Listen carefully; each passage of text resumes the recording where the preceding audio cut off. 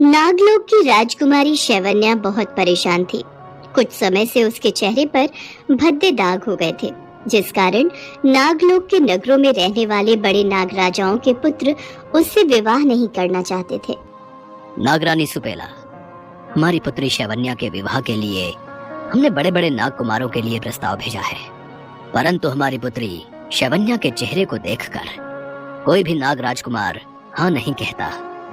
मुझे लगता है हमें अपने कुलगुरु से इस बारे में वार्तालाप करना चाहिए। शायद तुम ठीक कह रही हो नागरानी, हम आज ही कुलगुरु से भेंट करेंगे।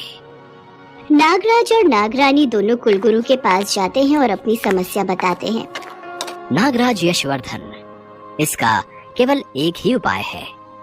नाग कन्या शैवन्या को पृथ्वीलोक में बने किसी सौंदर्य सदन में अपना श्रृंगार करना होगा, तभी नाग कन्या शैवन्या अपने चेहरे के इन दागों से छुटकारा पा सकती है।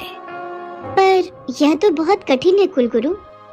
इसके सिवा कोई और उपाय नहीं है। शैवन्या को पृथ्वीलोक जाना ही होगा।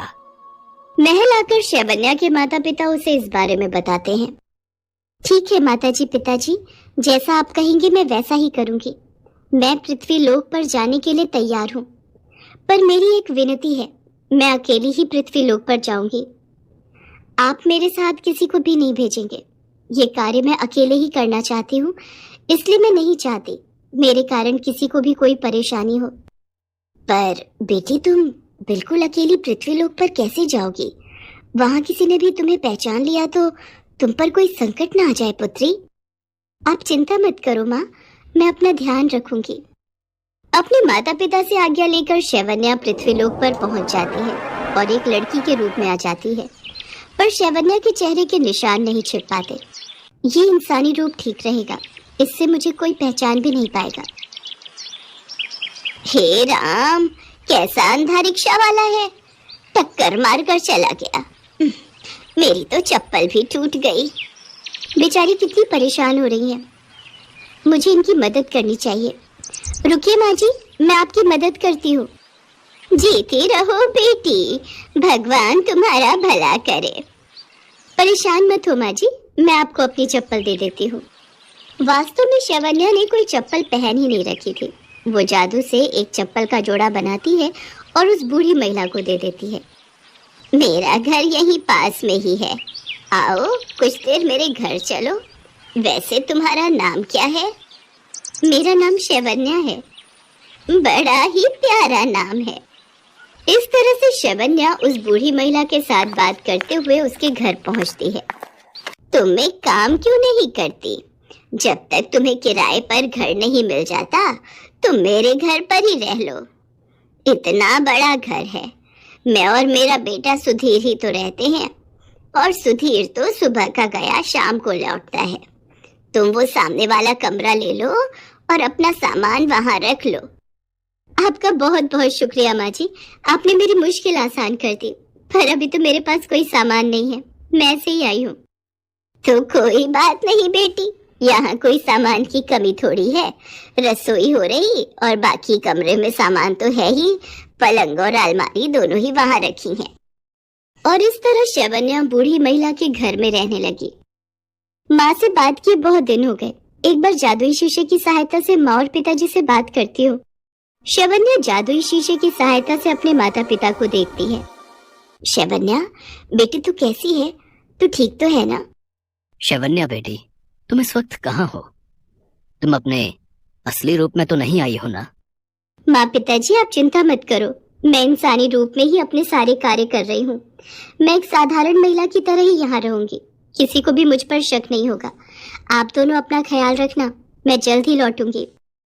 शैवन्या अपने माता पिता से बात करके रसोई में खाना बनाने के लिए जाती है। माँ जी, आज खाना मैं बनाऊं, अगर आपको बुरा न लगे तो? क्यों नहीं बेटी, तुम्हें जो खाना है वो रसोई में बना सकती हो। शैवन्या रसोई में जाकर जादू से सारा खाना तैयार करती है। इतनी देर में सुधीर भी आ जाता है। तुम कौन हो और मेरे घर में क्या कर रही हो? सुधीर बेटा, ये शैवन्या है। आज दोपहर को मैं जब सुधीर की माँ उसे सारी बात बताती है। माँ, ऐसे किसी पर भरोसा नहीं करते। न जाने कौन है, कहाँ से आई है, और तुमने तो अपना पूरा घर ही उसे दे दिया। माँ तुम बहुत सीधी हो। सुधीर बेटा, ऐसी बात नहीं है, वो बच्ची बहुत अच्छी है। सुधीर की सारी बातें शैवन्या सुन लेती है और वहां से जाने लगती है। माँ जी, मुझे लगता है मेरा यहाँ रहना ठीक नहीं। सुधीर जी नहीं चाहते कि मैं यहाँ पर रहूं, और आप दोनों के बीच में मेरी वजह से कोई मनमुटाव हो, ये मुझे अच्छा नहीं लगेगा। मैं कहीं और अपने रहने का इंतजाम कर लूंगी। अरे नहीं बेटा, ऐसा ना कहो। सुधीर, तू अपने कमरे में जा, मैं तेरे लिए वहीं खाना लेकर आती हूँ। शैवन्या के आ जाने से उस बूढ़ी महिला को बहुत आराम हो गया था। एक शाम शैवन्या बाजार से आ रही थी, तभी मोहल्ले के कुछ लड़के उसके पीछे पड़ जाते हैं।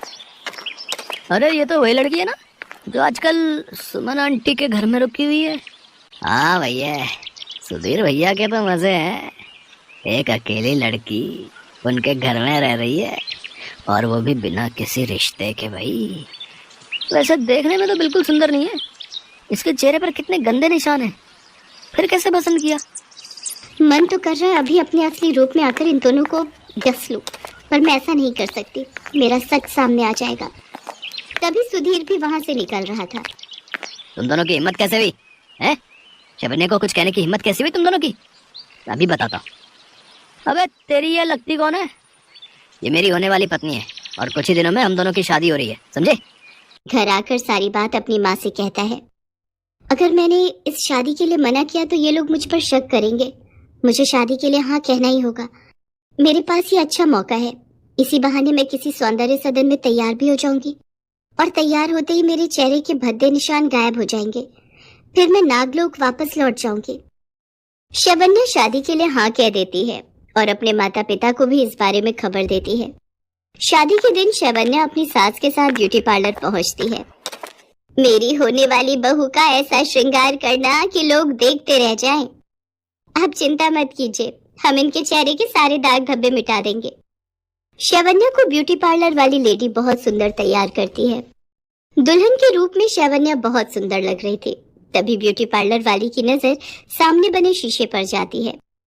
देखिए आप कितनी सुंदर लग रही हैं। आपके चेहरे के सारे निशान भी मैंने मेकअप से छुपा दिए हैं। शैवन्या शीशे की तरफ देखती है। ओह, ये तो कोई नागिन है। वो देखो सामने शीशे में इस लड़की की जगह एक सांप दिखाई दे रहा है। भागो भागो भागो यहाँ से। रुक जाइए, मैं ऐसी नहीं हूँ जैसा आप मुझे समझ रहे हैं।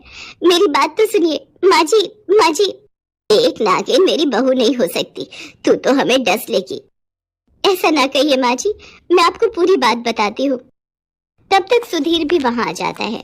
शैवन्या सारी सच्चाई बताती है और रोने लगती है। नागराज और नागरानी उनके कुलगुरु के साथ वहां प्रकट होते हैं। पुत्री शैवन्या ने किसी को धोखा नहीं दिया, ये सत्य कह रही है।